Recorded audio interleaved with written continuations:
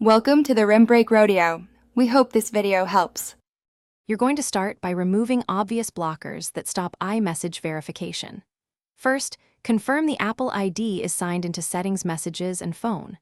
Once done, disable any VPN or proxy and make sure cellular or Wi-Fi is active.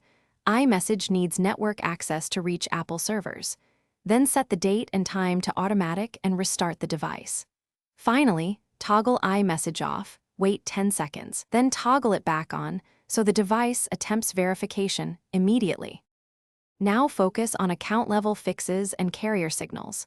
Sign out of your Apple ID in Settings, then sign back in to refresh authentication tokens. This forces a new verification attempt. Next, confirm your phone number appears under Settings Phone and matches the number set in Messages. Mismatches block activation. Also check SMS delivery by sending a test text to your own number and install any carrier settings update prompt. Carriers route the iMessage activation, SMS, and must allow it through. To finish, run Reset Network Settings if iMessage still shows unavailable. This clears potential misconfigured APNs and VPN leftovers. Once reset, try activation on cellular and then on Wi-Fi. If you have a second SIM or another phone, test the number there to isolate device versus carrier issues.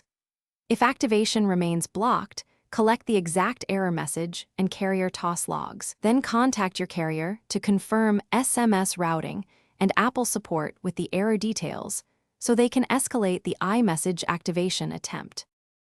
Thanks for watching. Consider subscribing if we helped you.